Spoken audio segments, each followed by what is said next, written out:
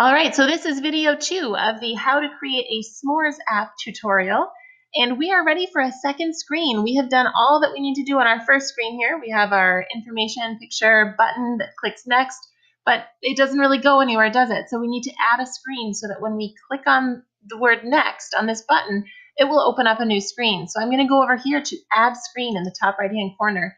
I can leave it at screen 2, but I'm actually going to make it a little easier to remember when we're working with this, because I'm going to be choosing a number on that screen. That's the whole point of that screen. So I'm going to call it choose number.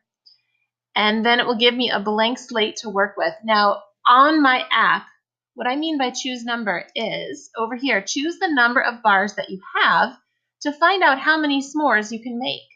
And this is where we start thinking about those fractions and dividing fractions. But we'll get to that point in a little bit. So first, we need to put another label in here, don't we? To put choose the number of bars that you have to find out how many s'mores you can make.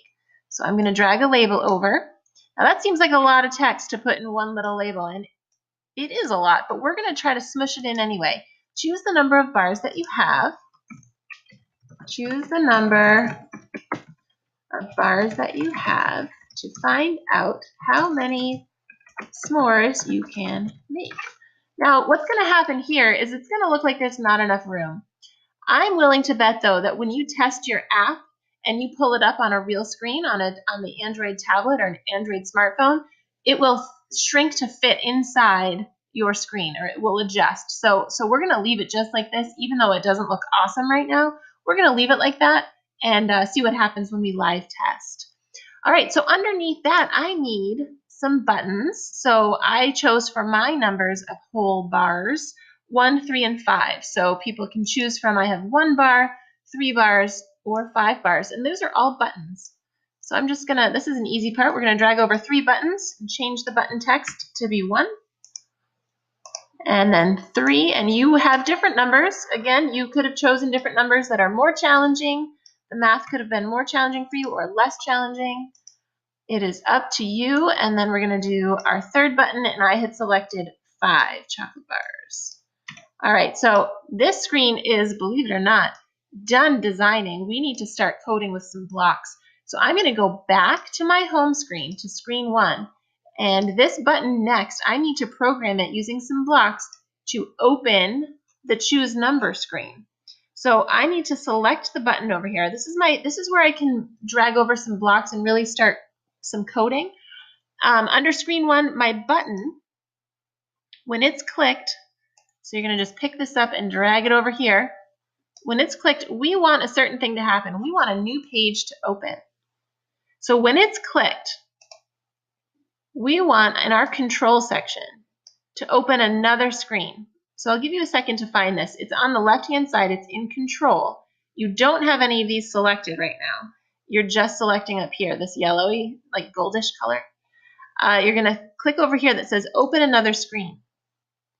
Now, it still doesn't know what screen to open, so we have to tell it the name of the screen that we want. And that's just a regular text block. This one all the way up top. I had to scroll up to get there. So I'm now in the text category, and I drag that block over.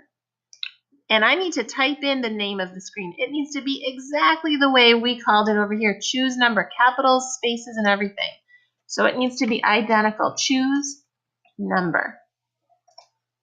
All right, so now, when this button is clicked, it should open to choose number. All right, at this point, I think it would be a good idea for you to test your app and see if that actually happens. Before we do that, though, you know what would be a smart thing to do is put a button on here that says home. That way, the user can go back home if they need to, back to screen 1. So we're going to code that one really quick, too. In the next video, we're going to code these 3. But for now, let's just stick with coding this home button. I'm going to go into blocks. And when the home button is clicked, this is my 4th button, button 4. When button 4 is clicked, what do I want to happen? Pause the video and talk to a friend. What do you want to happen when button 4 is clicked? All right, what did you think? So if you paused the video, I hope you had a good conversation. When button 4 is clicked, which is our home button, we want to open a new screen called what? Open a new screen. We go to the text section to put a text box in there, a text block, we want to open screen 1 again, don't we? Screen 1. That way, when people get to this screen, they're not stuck here. They can press home and go back to screen 1. All right, to test your app, make sure that it's on the screen that you want to see. When you get to the app, you go up here to Test, and you click Thunkable Live.